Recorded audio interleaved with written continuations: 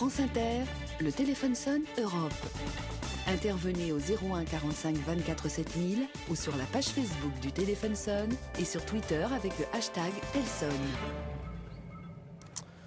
Bonsoir, c'est un dossier particulièrement sensible que Jean-Claude Juncker a ouvert le 6 mai dernier. Objectif du président de la Commission, créer d'ici fin 2016 un véritable marché unique européen du numérique. C'est un paradoxe, mais à l'heure de la mondialisation, le numérique est encore un des rares secteurs de l'économie qui a conservé ses frontières intactes. Seuls 15% des consommateurs effectuent, paraît-il, des achats en ligne dans un pays autre que leur propre pays.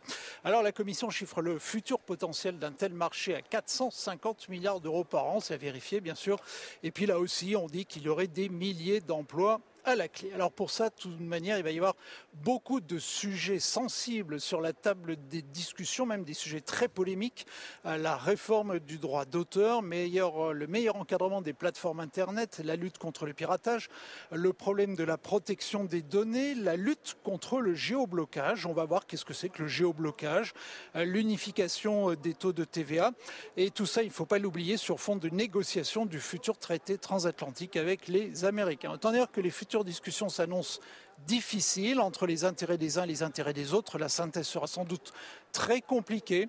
Les e-commerçants se déclarent globalement satisfaits visiblement du projet, mais certains élus dénoncent déjà une absence d'envergure d'un projet qui manquerait de stratégie industrielle, une logique de guichet plutôt qu'une logique visant à favoriser des secteurs stratégiques. Pour répondre ce soir à toutes vos questions, j'ai réuni autour de la table 3 députés européens. Virginie Rosière, députée socialiste, bonsoir. Radical de gauche. Radical de gauche, élu sur liste socialiste, mais radical de gauche. Philippe Juvin, député du groupe PPE, bonsoir. Bonsoir. Jean-Marie Cavada, député du groupe libéral, bonsoir. Qui vous salue. Et bien sûr, Quentin Nickinson, qui suit toutes vos questions sur Internet et qui interviendra en fin d'émission. France Inter, le téléphone sonne Europe. Stéphane Leneuf. Et tout de suite, on va au 01 45 24 7000 avec Cécile. Vous êtes en Ile-de-France. Cécile, on écoute votre question. Bonsoir. Bonsoir, merci beaucoup d'avoir pris mes remarques, mes questions.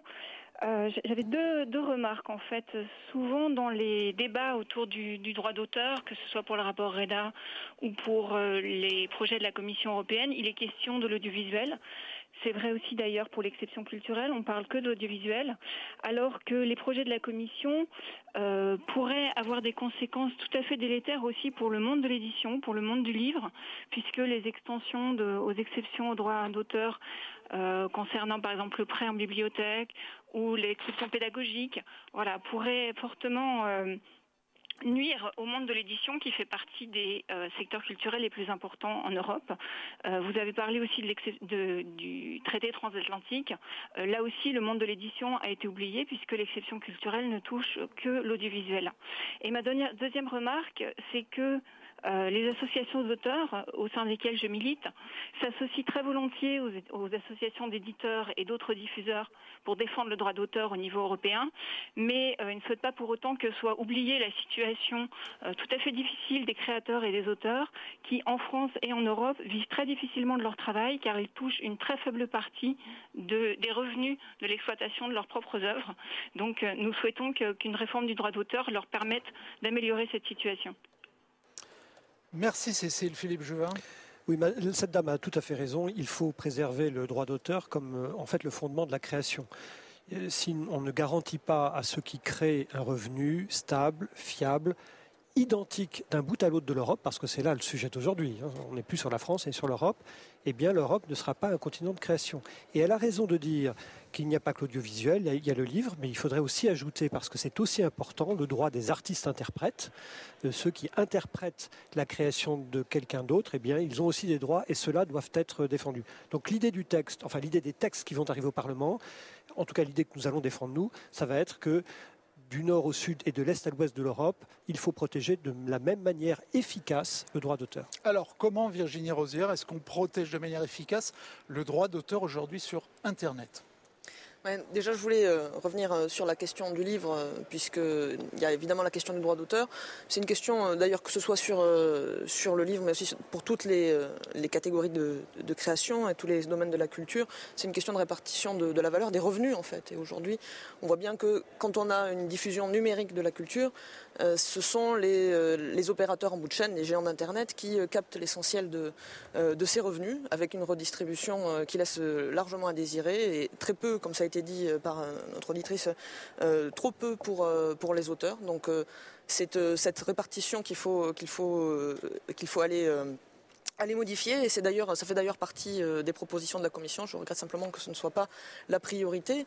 Dans la réforme du droit d'auteur, ce qu'il faut, c'est placer les auteurs au centre du débat, et il faut aussi de toute urgence qu'on ait des propositions législatives sur la table de la part de la Commission le plus rapidement possible pour aller mettre à contribution les géants d'Internet. Mais Jean-Marie Cavada, comment on protège les droits d'auteur aujourd'hui dans tout l'espace européen alors que le droit d'auteur repose sur le principe de territorialité? Est-ce qu'il faut changer ce principe? Non, naturellement non. Ce que c'est que ce principe. Je ne voudrais pas sombrer là dans des détails techniques qu'un certain nombre d'entre nous connaissent trop, parce que c'est une question éminemment politique au sens vraiment très large de notre continent. Qu'est-ce qui distingue le continent européen du continent américain, par exemple? Une chose très simple. Nous sommes dans la situation des pays du Golfe entre les deux guerres mondiales. Nous avons le pétrole, nous avons la richesse culturelle dont l'activité vient d'être évaluée il y a 3 mois environ par un cabinet qui n'a rien à voir avec, je dirais, le monde de la culture, qui s'appelle Ernst & Young, à 536 milliards d'euros annuels sur le continent européen, représentant plus de 7 millions 2 d'emplois, c'est-à-dire plus d'emplois que l'automobile et les télécommunications réunis. Par conséquent, on voit bien qu'on a une richesse extraordinaire. Ça, la colonne vertébrale de cette activité, de cette richesse, c'est le droit d'auteur. Si vous affaissez le droit d'auteur, vous affaissez toute forme de ressources qui permettent de rémunérer les créateurs, les plus humbles, parce que la majorité, naturellement, ne vivent même pas de leur droit d'auteur. Il y a quelques gens riches, c'est bien normal, ils ont du talent, eh ben, c'est la vie, mais l'immense majorité des gens qui reçoivent du droit d'auteur, moi quand j'étais tout gamin à l'université, j'écrivais des textes pour la radio, je recevais l'équivalent de ce qu'on dirait aujourd'hui de 150 € par mois. Donc on ne pouvait pas vivre avec ça. Et ceci est une richesse très importante, et le fait nouveau, c'est que les gens du marché digital européen, qui est aujourd'hui dominé par les tuyaux, je faisais allusion au pétrole tout à l'heure, ceux qui ont bénéficié du pétrole, ce n'est pas ceux qui l'avaient dans leur sous-sol, c'est ceux qui étaient capables de l'extraire, ils avaient les bateaux, ils avaient les raffineries, ils avaient la distribution. Eh bien avec les GAFA, Google, Amazon, Facebook, Apple et quelques autres, nous sommes exactement dans la même situation. Ils ont le système des tuyaux, nous avons la marchandise qui leur permet de faire du commerce. Par parenthèse, il serait temps que la Commission les oblige à payer leurs impôts là où sont leurs consommateurs et non pas en Irlande ou je ne sais où.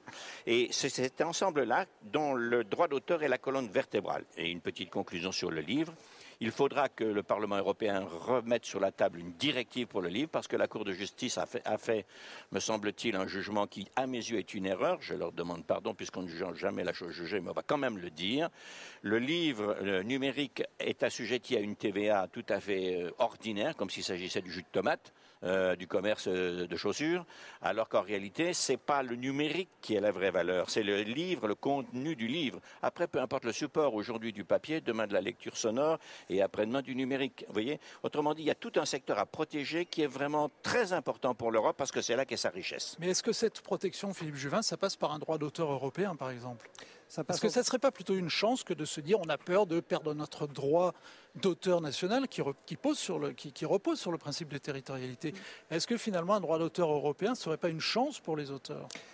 La question sera à quel niveau on se place. Parce qu'on voit très bien qu'il y a, y compris au sein de la Commission européenne, qui, je le rappelle, est l'organe qui est chargé de faire des propositions de loi européennes, on appelle ça des directives, il y a une très grande ambiguïté sur la définition du droit d'auteur.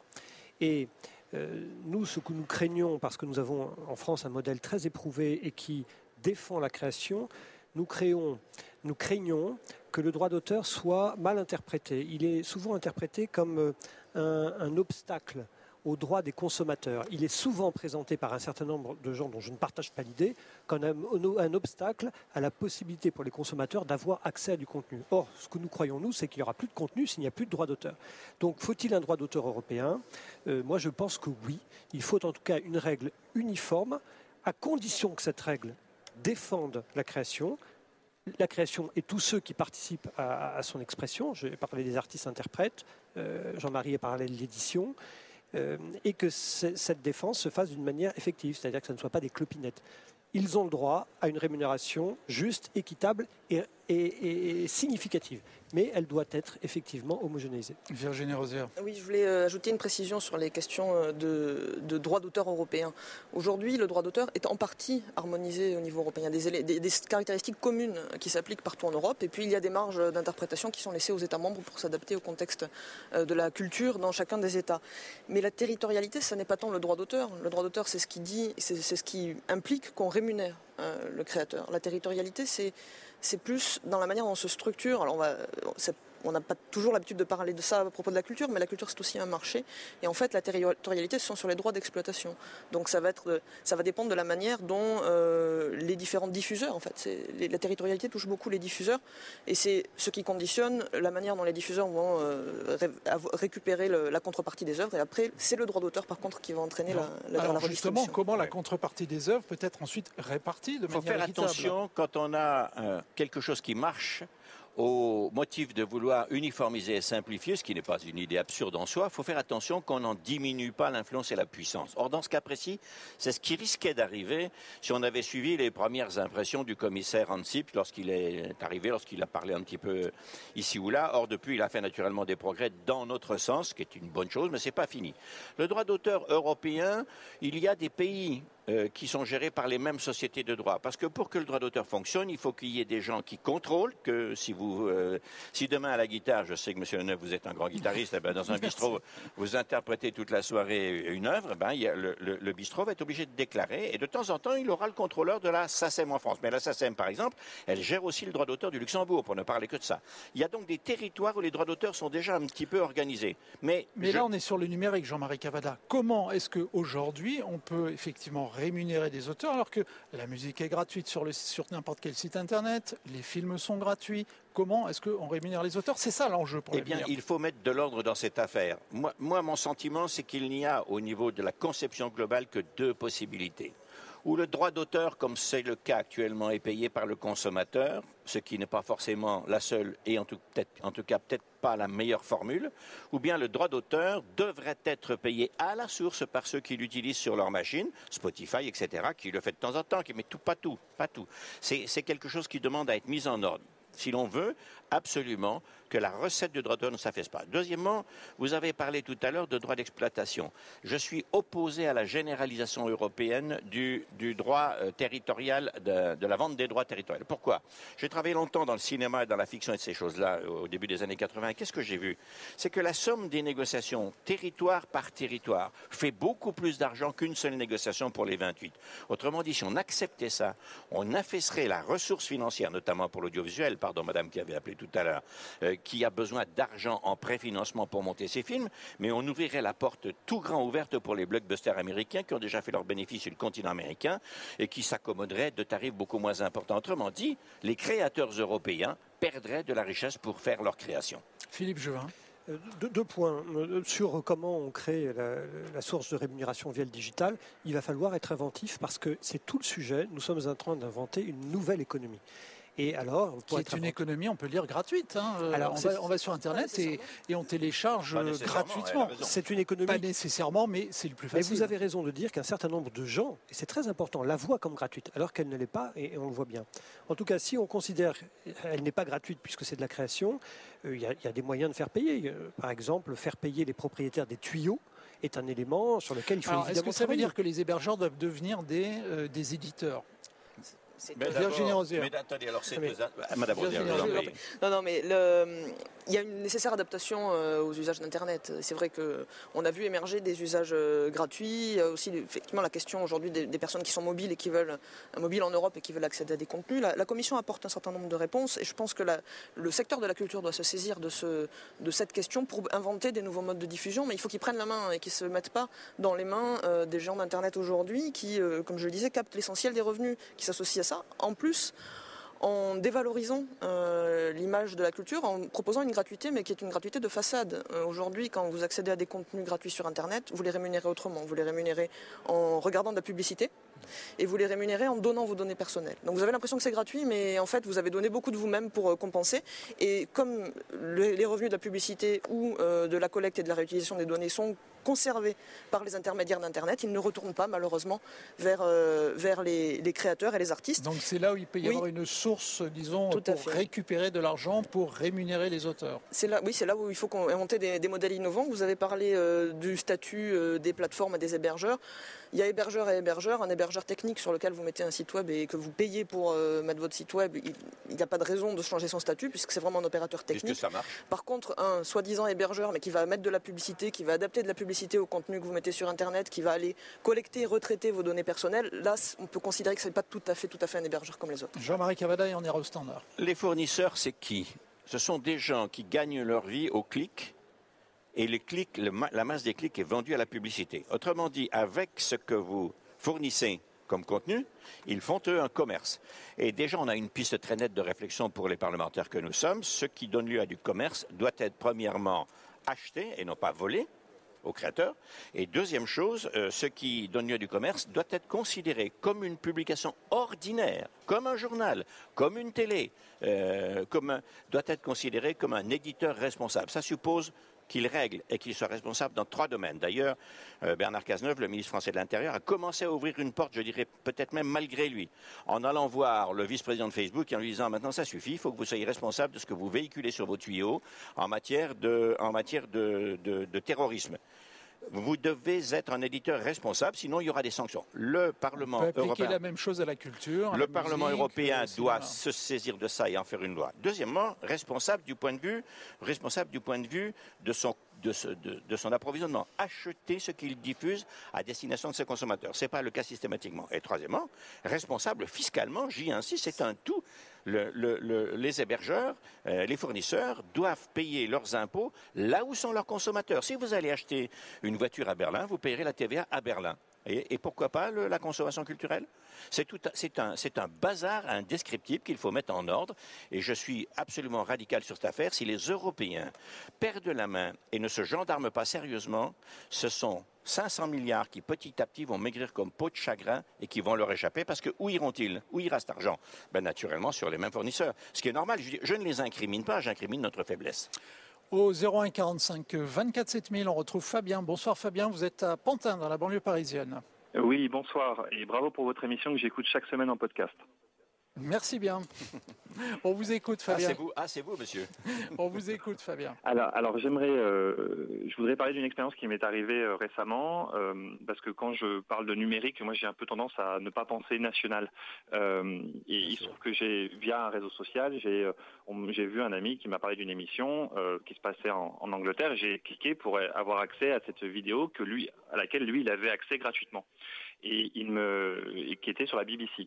Et il se trouve que la BBC a repéré que grâce à mon adresse IP, et sûrement pour une raison de territorialité, comme Madame Rosière vient d'en parler, la BBC m'a interdit l'accès au visionnage de cette vidéo que à laquelle je n'aurais jamais accès en France. Voilà.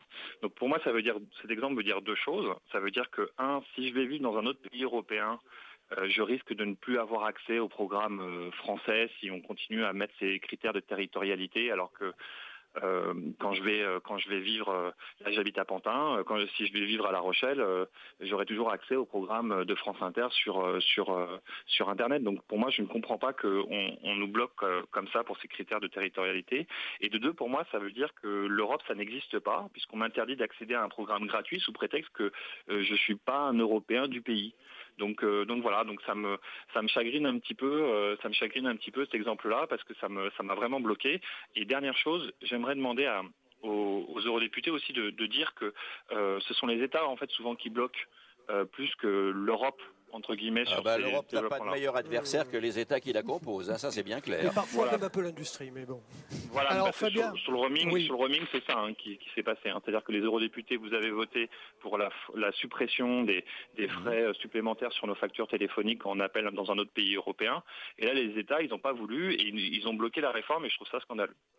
Oui, Fabien, merci de votre témoignage. On est au cœur du problème. La Commission veut débloquer ce qu'elle appelle le géoblocage. Là, on est exactement, Philippe Juvin, on est au cœur du problème de ce que nous explique Fabien. On est à Pantin et on ne peut pas accéder à quelque chose qui est un programme de la BBC. Et ça, la Commission veut visiblement faire éclater ça. Absolument. Avant de répondre sur le roaming, puisque vous en avez parlé, le roaming, nous, le Parlement, nous avons décidé de le supprimer en avril 2014, donc ça fait 1 an. On rappelle roaming quand même, on rappelle ce que c'est. Ce sont les frais d'itinérance, voilà. Frais d'itinérance. Votre portable à la main, voilà. Votre portable, vous pouvez l'utiliser partout au même coup, etc. Et monsieur a raison de dire que c'est le Conseil, c'est-à-dire les États, qui encore aujourd'hui ne sont pas d'accord sur l'application de cette loi.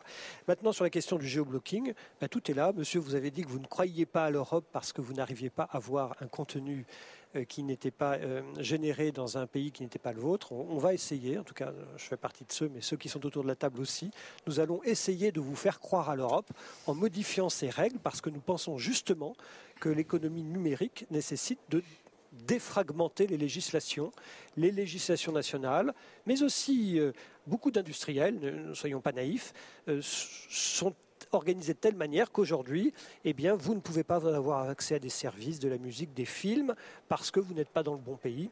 Et ça, c'est un sujet sur lequel, je pense, il commence à y avoir une homogénéité des uns et des autres. En particulier, le commissaire Ansip a dit qu'il détestait le géoblocking. Donc, quand un commissaire déteste quelque chose, il doit probablement donner un coup de main au Parlement pour que cette chose, source de détestation, puisse disparaître. Ouais. Alors, Virginie Rosière, s'il avait dit comment il va s'y prendre, mais on y viendra sans doute. On va sans doute y arriver. Justement, question, Virginie Rosière, comment on arrive à débloquer le géoblocage?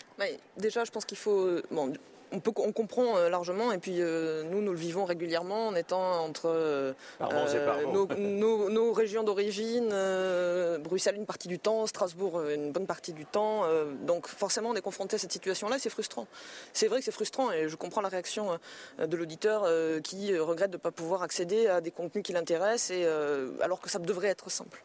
Maintenant, comme toujours, la situation n'est pas aussi simple qu'il y paraît. On a un problème, en fait, une difficulté parce que aujourd'hui, la diffusion des émissions de télé, des films, des séries, elle répond. Enfin, tout ça n'est pas gratuit. Ces émissions ont un coût à produire et du coup, elles ont une valeur marchande. Et ce sont les diffuseurs qui, aujourd'hui, vont payer pour pouvoir avoir le droit de diffuser ces contenus, ces émissions, ces films. Et la question, elle est de savoir, quand vous êtes un diffuseur, est-ce que vous avez envie d'acheter les droits de diffusion pour toute l'Europe alors que votre public, il est essentiellement sur une base nationale? Donc forcément, les diffuseurs ne souhaitent pas investir pour acheter les droits pour toute l'Europe, ce qui à ce stade est bénéfique puisque les diffuseurs dépensent moins d'argent et les producteurs, enfin les personnes qui créent, qui sont à l'origine de la création de ces œuvres, eux peuvent les vendre dans plusieurs pays.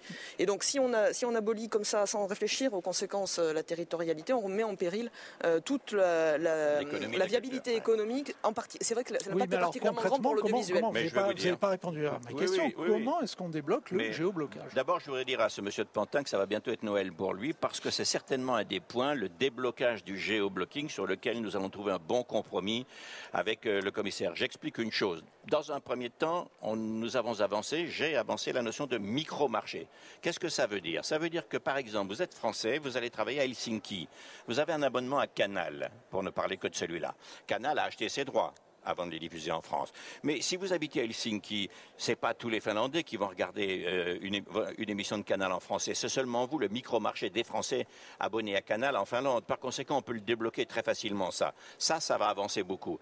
Quant à la BBC, c'est autre chose. Madame Rosière a raison, c'est que l'anglais étant en plus, dans ce cas-là, un inconvénient, parce que l'anglais parlant à tout le monde, on ne peut pas considérer qu'une émission britannique va s'adresser à un micro-marché. Il faudra qu'on trouve autre chose. Mais je pense que nous avancerons très vite avec le commissaire Ansip, donc la commission, dans le fait de débloquer le géoblocage. Mais ça ne veut pas dire toutes les émissions, ça veut dire seulement celles dont les droits ont été acquittés par le diffuseur sur le territoire national où il a son marché principal et les émissions diffusées dans cette langue sur les micro-marchés européens. Ça, c'est acceptable et en tout cas, moi, je le défendrai. Oui, mais si on suit votre raisonnement, le problème, c'est que si effectivement le diffuseur ne veut pas acheter ses droits, le consommateur ne pourra pas accéder à son produit. Philippe Juvin. Mais absolument. Mais il l'achètera, pardon, je voudrais juste dire, il l'achètera puisque c'est un de ses abonnés.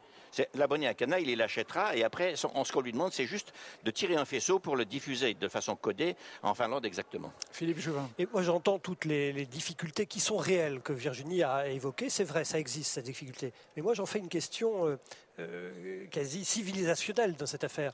Nous sommes un peuple européen. Quand je suis à Budapest, quand je suis à Berlin, quand je suis à Bruxelles, je suis chez moi. Et je ne vois pas pourquoi je n'arriverai pas à lire le même programme de télévision. C'est un peu comme si on disait, finalement, ce livre ne va pas être vendu à Brest, donc on n'a pas le droit de le vendre à Brest alors qu'il est publié à Marseille. Tout ça, je trouve, a des logiques commerciales, mais pose un problème philosophique. Donc je suis pour forcer la main dans cette affaire, et moi je plaiderai au Parlement européen pour cela, parce que nous devons créer le modèle économique qui nous permette de faire cela.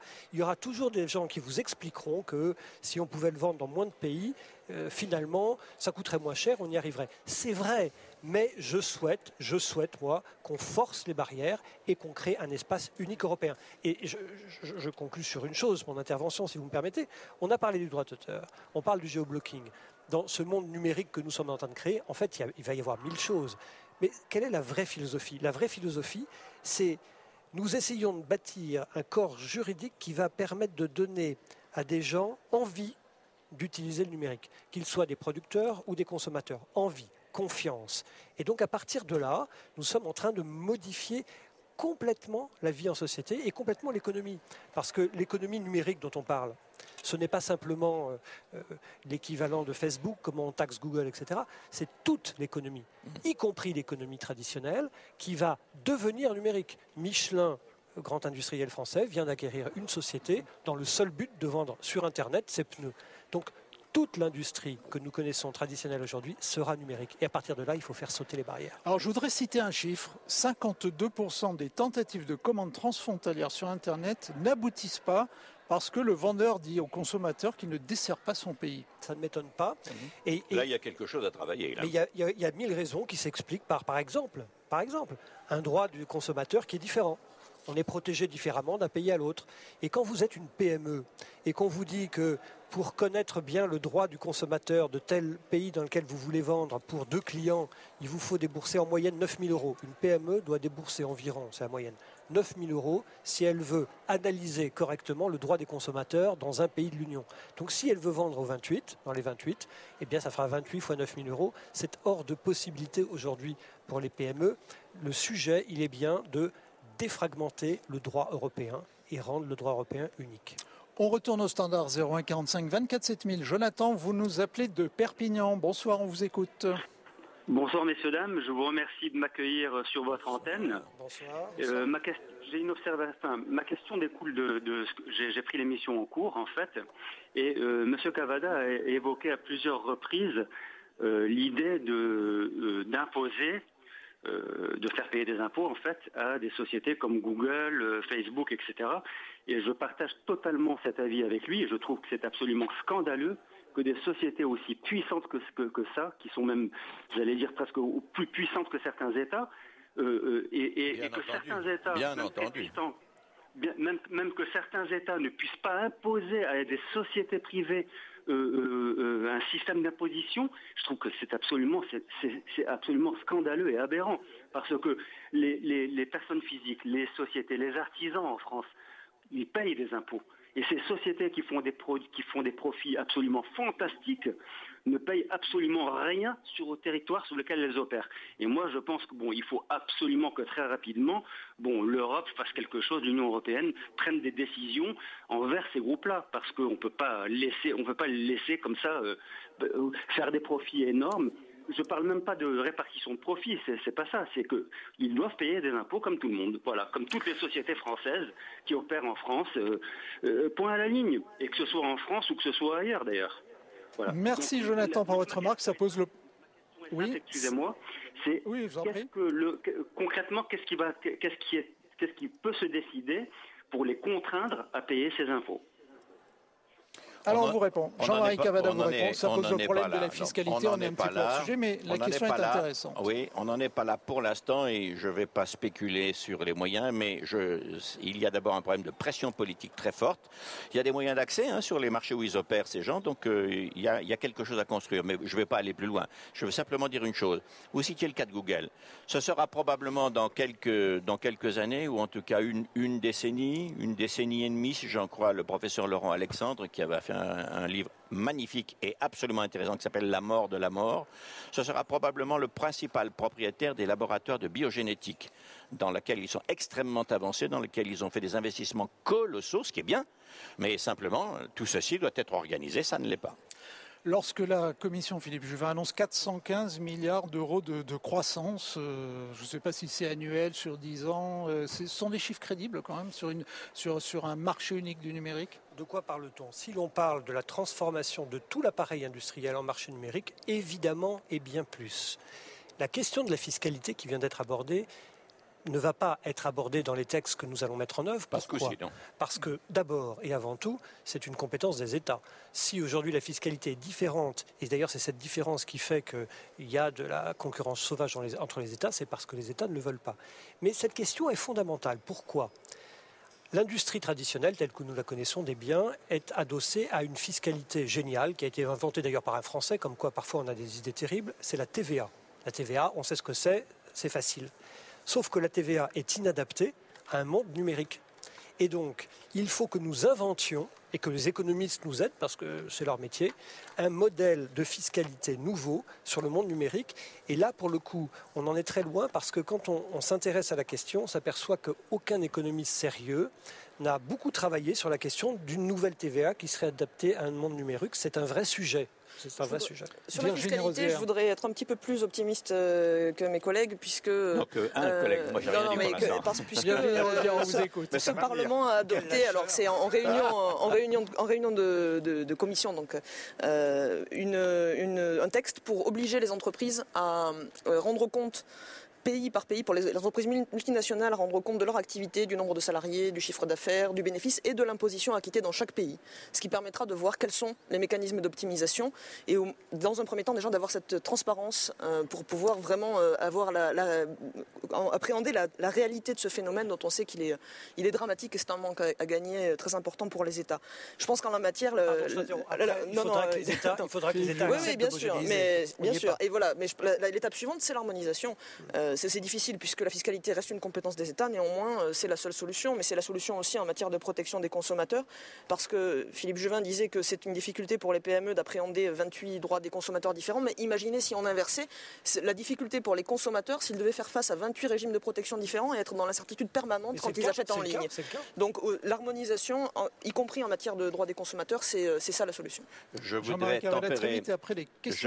tempérer le chagrin de Philippe Juvin en lui disant que s'agissant des PME, ils sont de plus en plus quand même en train de solliciter leurs chambres professionnelles, lesquelles sont des institutions à leur service, notamment pour mener les actions que vous souhaitez. S'agissant de l'harmonisation fiscale, un mot très simple, il n'est pas nécessaire d'attendre que la fiscalité numérique soit inventée et rationnelle et réaliste et juste pour commencer à faire avec la fiscalité ce qu'on a fait avec les monnaies il y a 40 ans, c'est-à-dire le serpent fiscal qui réduirait progressivement, petit à petit, pour ne pas déséquilibrer annuellement les budgets des États, à rapprocher la fiscalité des États sur 15-20 ans. C'est pas grave. On a mis 25 ans pour aller du plan Werner à l'euro. Jean-Marie Cavada qui a une vraie volonté politique des États et c'est pas encore gagné. Quentin Dickinson, les questions sur Internet. On ne perd que les combats qu'on n'entreprend pas. Eh ben, on espère qu'ils vont être vite entrepris. Quentin Dickinson. En effet, ce soir, pour un sujet qui pouvait paraître technique et rébarbatif, Marc, par exemple, nous signale qu'un musicien de Portishead tweetait récemment qu'il avait reçu pour 34 millions de vues sur YouTube royalement 1700 €. Et Marc nous dit les auteurs sont comme les agriculteurs, ils produisent la richesse mais n'en vivent pas. Si ce n'est pas une escroquerie, ça franchement, comment l'appellerions-nous ? Jean-Pierre Amelin, Internet est une zone de non-droit où le consommateur est un pigeon sans recours, dont même l'identité et les coordonnées sont des marchandises vendues et revendues à son insu. Nathalie, elle nous signale qu'elle habite à la Guadeloupe, elle ne peut avoir accès aux émissions de TF1, notamment par l'Internet. Emma à Paris a des enfants qui apprennent l'allemand, et le bouquet d'émissions que lui fournit son fournisseur de câbles ne permet pas de suivre les télévisions allemandes. Est-ce, nous demande-t-elle, à cause d'une affaire de droit d'auteur? Et Grégoire, enfin, à Bruxelles. À Bruxelles, il se plaint d'avoir essuyé le refus de vente d'un aspirateur auprès d'une entreprise française en ligne. Mais pourquoi, dit-il, cette entreprise ne saisit-elle pas l'avantage pour elle d'un marché européen beaucoup plus large que celui de la France? Philippe Juvin, lorsqu'on a un auditeur qui dit que Internet est une zone de non-droit, est-ce qu'effectivement c'est le cas? En tout cas, c'est une zone de non-droit international, cela va de soi, puisqu'on a des gens qui véhiculent des informations, vos informations, qu'ils vont utiliser pour les revendre et s'enrichir. Ils ne payent pas pour l'utilisation de vos données, ils les utilisent sans limite. Oui, ça s'appelle du non-droit indéniablement. Quant à tous les exemples que vous venez de donner, moi je partage toutes ces observations et elles ne font que témoigner de l'absolue nécessité d'avoir une législation européenne qui soit commune entre les États pour mettre fin à ce bazar, parce que c'est le bazar. Quant enfin aux PME, les PME, aujourd'hui, elles n'ont pas confiance dans l'Internet et c'est pour ça qu'elles ne vendent pas. Il n'y a que 15% des PME qui vendent sur Internet et sur ces 15%-là, la moitié, moins de la moitié, vendent d'une frontière à l'autre. Donc il y a vraiment un problème de confiance. Et la philosophie générale du texte de la Commission et des textes que nous voterons, c'est donner confiance dans le numérique. C'est ça. Virginie Rosière, il y a un consensus large sur ce texte de la Commission ici au Parlement européen. Il y a un consensus sur les objectifs, après sur les modalités. Il y a un certain nombre de débats sur le droit d'auteur, on l'a vu et ça va effectivement se poursuivre. Sur aussi la philosophie, il faut s'assurer qu'on part bien dans une logique, comme je disais, sur la protection des consommateurs, dans une logique d'harmonisation et pas dans une logique où on permet aux entreprises, et en particulièrement multinationales, de faire leur marché parmi les 28 réglementations pour s'établir dans le pays qui leur convient le mieux, avec la réglementation la moins protectrice pour les consommateurs, pour les salariés, et ensuite pouvoir organiser une forme de dumping réglementaire.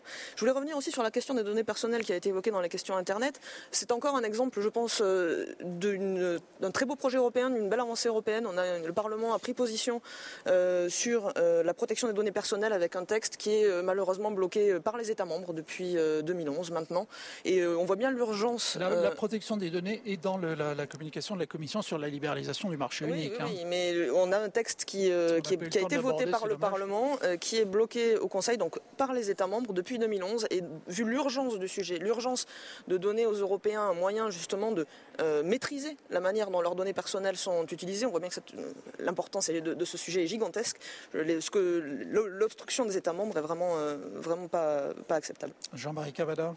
Je voudrais conclure en disant qu'il faut, comme le disent Philippe et Virginie, organiser un droit européen, mais qui a une condition, c'est que nous soyons suffisamment prudents pour qu'il ne détruise pas l'économie de la culture, notamment parce que, je vais vous dire une chose, les tyrannies commencent sur des cultures uniformisées, en général. Il faut faire très attention à ça, et que nos systèmes politiques, ils viennent de nos formes de culture. Il n'y a pas une culture européenne, il y a 26 à 28, parce que deux d'entre elles se rapprochent, cultures qui forment les cultures européennes, et nous devons, numérique ou pas, nous devons protéger ça dans le monde moderne. Ce sera le mot de la fin. On arrive au terme de cette émission. Merci à toute l'équipe technique ici pour la réalisation à Strasbourg, à Paris.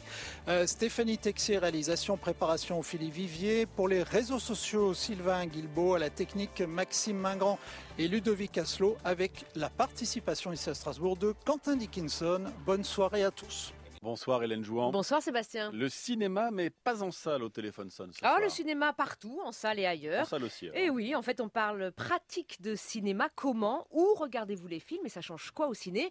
C'est parti pour le Téléphone Sonne.